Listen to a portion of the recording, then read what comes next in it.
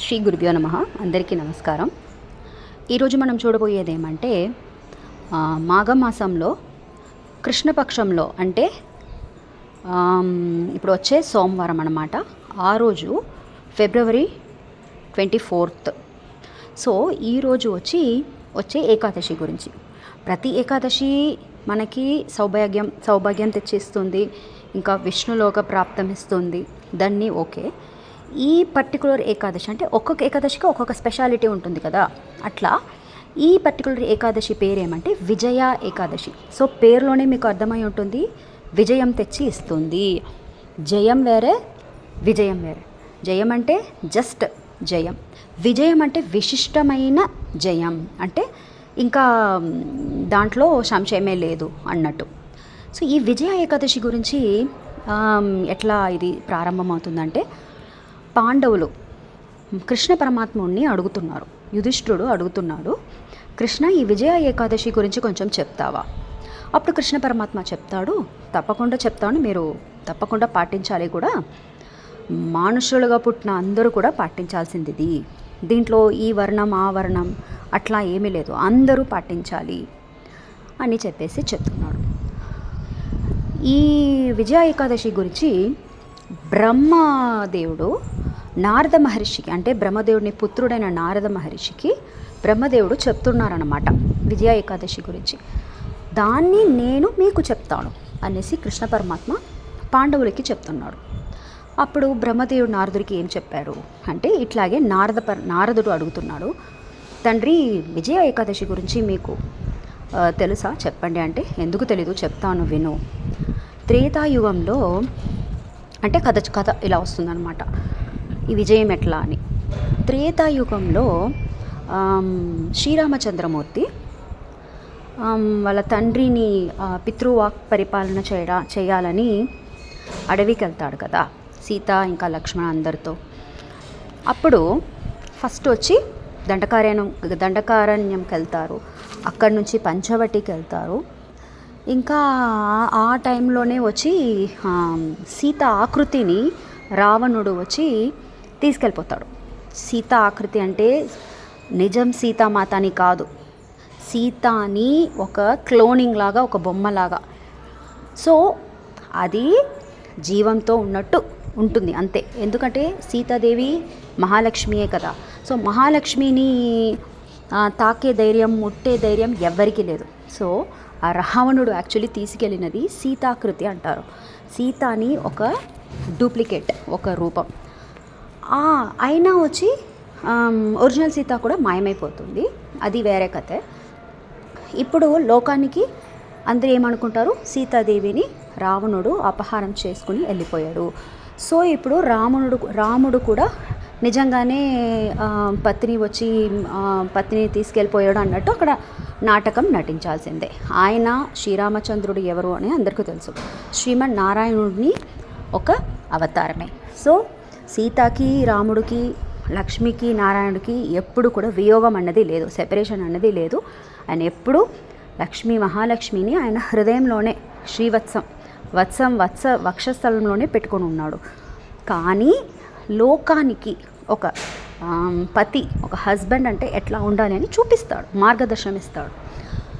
అట్లా ఏం చేస్తాడు, అన్ని చోట్ల వెతికేలాగా నాటకం ఆడుతున్నాడు. ఇది మనం గుర్తుపెట్టుకోవాలి.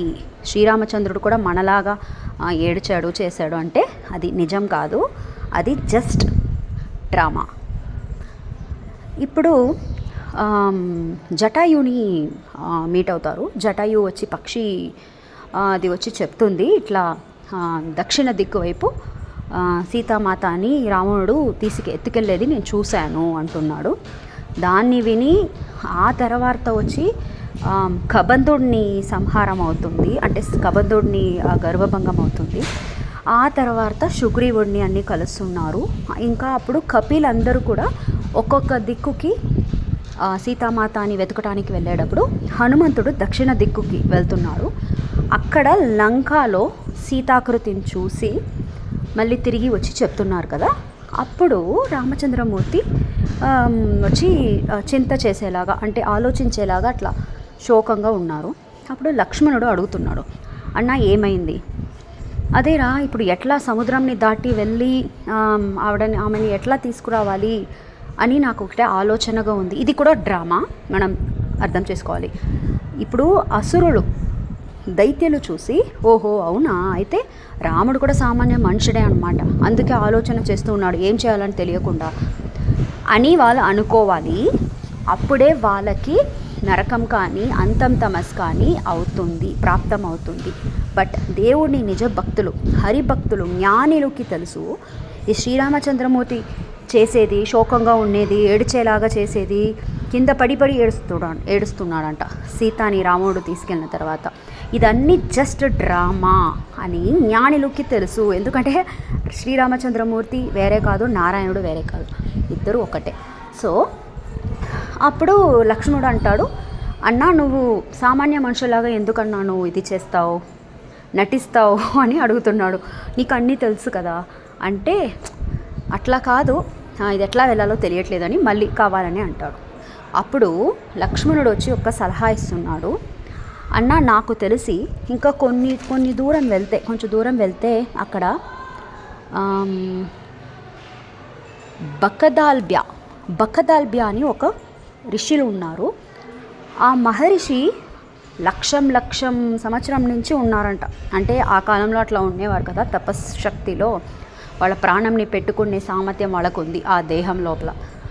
సో ఆయన పేరేమి, బకదాల్బ్యా మహర్షి దగ్గర వెళ్దాం, ఆయన ఏమైనా మనకి సలహా ఇవ్వచ్చు అంటే అక్కడ వెళ్తే యాక్చువల్లీ రామచంద్రమూర్తి ఎందుకు బకదాల్బ్యా మహర్షి దగ్గర వెళ్ళారంటే ఆయనకి అనుగ్రహం చేయటానికి.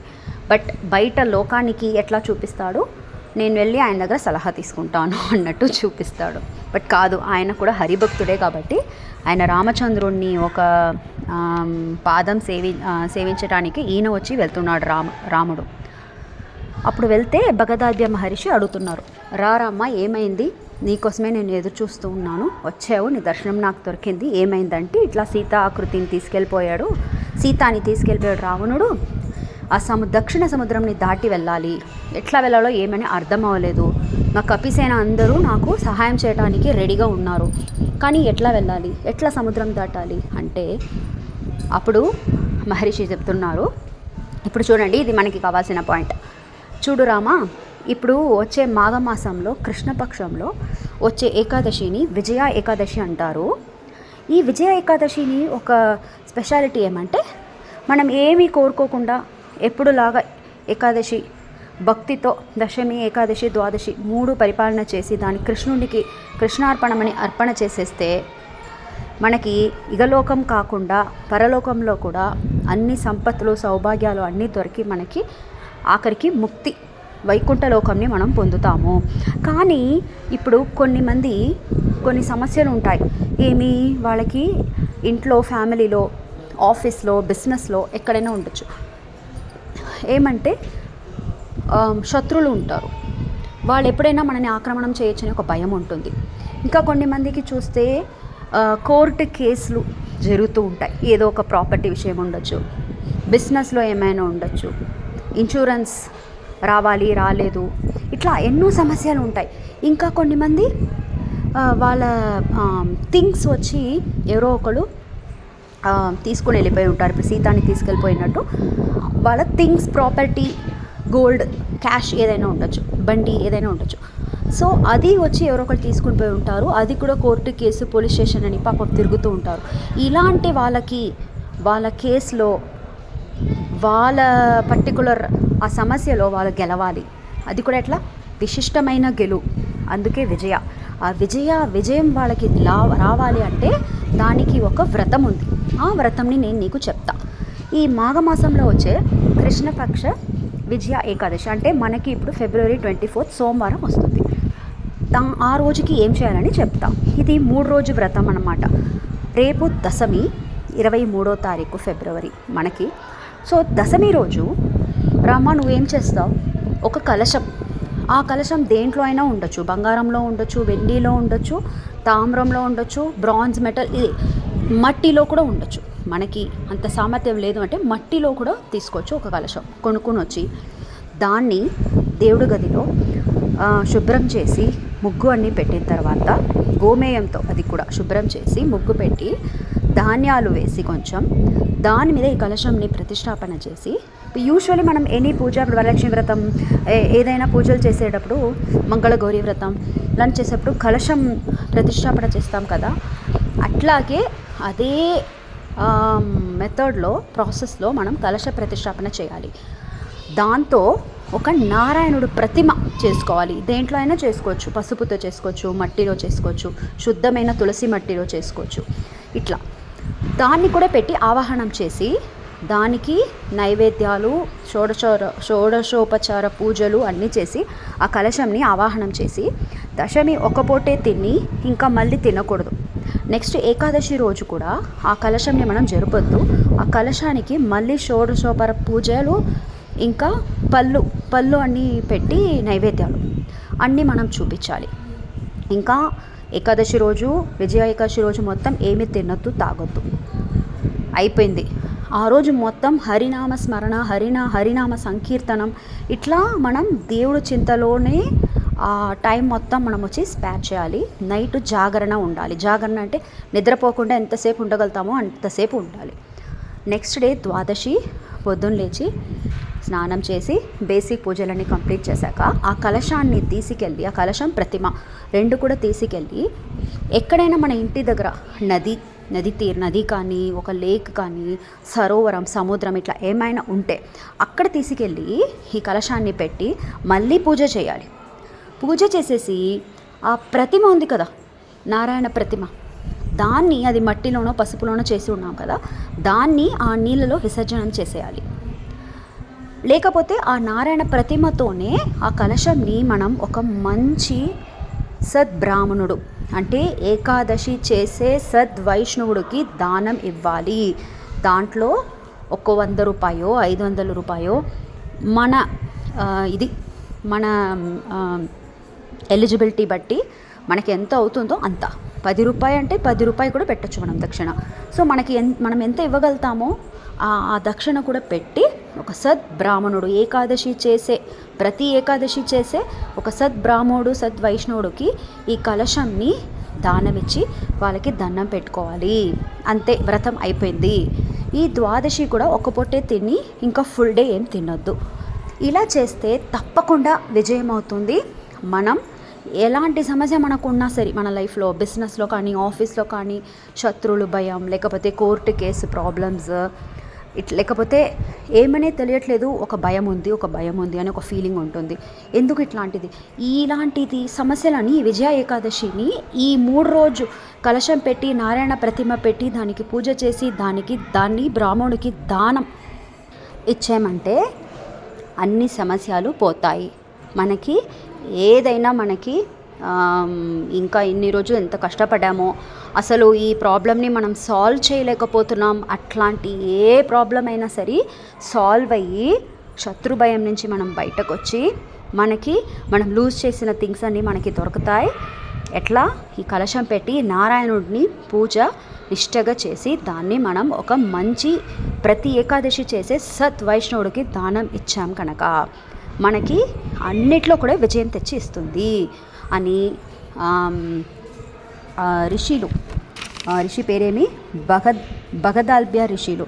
ఆ ఋషి వచ్చి శ్రీరామచంద్రుడికి చెప్తాడు.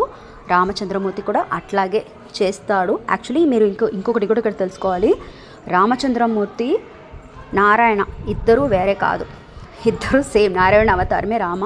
బట్ ఎందుకు చేశాడు అంటే మన అందరికీ చూపించడానికి. ఎందుకంటే రామ అంటేనే మర్యాద పురుషుడు, రాముడిలాగా ఉండాలి అంటాం. సో రాముడు ఏకాదశి చేసి చూపించాడు, దేవుడే చేసి చూపించాడు, మనం కూడా చేయాలి. ఆయననే పూజ చేసుకున్నాడు. బట్ మనం వచ్చి నారాయణుడిని పూజ చేయాలి. మనకి కూడా ఏమి సమస్య ఉన్నా పరిహారం అవుతుంది. ఇన్ కేస్ నాకు ఏం సమస్య లేదు, ఏమీ లేదు, నేను బాగానే ఉన్నాను అంటే ఏమీ అడగకుండా మనం నిష్టగా విజయ ఏకాదశి చేసామంటే మనకి ఇహలోకం పరలోకం అన్నిట్లో కూడా ఎప్పుడు విజయం వస్తుంది. దేవుడి అనుగ్రహం మనకి దొరుకుతుంది అని నారదుడికి బ్రహ్మదేవుడు చెప్పాడు అని కృష్ణ పరమాత్మ యుధిష్ఠిరుడికి ఇంకా మిగిలిన పాండవులకి కూడా చెప్పాడు. ఇది విజయ ఏకాదశిని ఒక మహిమ అన్నమాట. సో మనకి ఉండొచ్చు బయట చెప్పుకోలేన ఇష్యూస్, ప్రాబ్లమ్స్, లేకపోతే ఇట్లాంటి కోర్టు కేసు ప్రాబ్లమ్స్ సాల్వ్ చేయడం చాలా కష్టంగా ఉంది, లాస్ అయిపోయింది, ఇంకా మనకి శత్రువులు భయం, ఇట్లా ఏదైనా మనకి ఉండొచ్చు. ఈ బాధ నుంచి మనం బయట రావాలంటే ఇప్పుడు సోమవారం వచ్చే ఫిబ్రవరి 24 వచ్చే విజయ ఏకాదశిని ఈ 3 రోజు వ్రతం, దశమి రేపు, సోమవారం ఇంకా మంగళవారం 3 రోజుకి ఈ కలశంని ఆవాహనం చేసి కొత్త కలశం మనం పట్టుకురావాలి. అందుకే నేను ముందే వీడియో వేస్తా. కొత్త కలశం మనకి దొరుకుతుంది 200-250కే మంచి కలశాలు దొరుకుతాయి. దాన్ని మనం రేపు ధాన్యం పైన ఆవాహనం చేసి పూజ కూడా చేసి నారాయణ ప్రతిమ ఒకటి చిన్నదిగా చేసి పెట్టి 3 రోజు పూజ చేసి 3వ రోజు ద్వాదశి రోజు మనం ఒక సద్బ్రాహ్మణుడికి దానం ఇచ్చేసి కృష్ణార్పణం అనేస్తే ఇంకా దేవుడు మన ప్రాబ్లమ్స్ అన్నీ సాల్వ్ చేసిస్తాడు. తప్పకుండా విజయం వస్తుంది. దీంట్లో ఏమీ సంశయమే వద్దు. సో మీకు ఈ వీడియో నచ్చిందని అనుకుంటాను. తప్పకుండా ట్రై చేయండి. నేను కూడా చేస్తా. ఎందుకంటే ఒక్కొక్కరికి ఉంటుంది ఏదో ఒక ఇష్యూస్, ఏదో ఒక ఇది కదా, ప్రాబ్లమ్స్ సాల్వ్ చేయలేకపోతున్నామని. సో అది ఏమో మనం దేవుడికి చెప్పుకోవచ్చు. దేవుడికి కూడా తెలుసు ఆల్రెడీ. సో మనం ఇప్పుడు ఎఫర్ట్ తీసుకుని ఒకటి చేస్తాము. ఎందుకంటే ఇది బ్రహ్మదేవుడు చెప్పింది, ఇంకా కృష్ణ పరమాత్మ చెప్పింది, ఇంకా శ్రీరామచంద్రమూర్తియే చేస్తున్నాడు. నారాయణుడికే పూజ చేసిన ఒక మంచి వ్రతం ఈ విజయ ఏకాదశిని. ఈ 3 రోజు కలశం ప్రతిష్టాపన చేసి వ్రతం చేసి మనం అందరం కూడా ఏం ప్రాబ్లం ఉన్నా కూడా దాంట్లో నుంచి బయటకు వచ్చి ఇంకా ప్రశాంతంగా మన లైఫ్లో ఉండటానికి ఈ విజయ ఏకాదశి మనకి ఒక మంచి ఆపర్చునిటీ. యూజ్ చేసుకుందాం. ఓకే, సో మళ్ళీ నెక్స్ట్ వీడియోలో కలుద్దాం. జయం శ్రీకృష్ణ అర్పణమస్తు.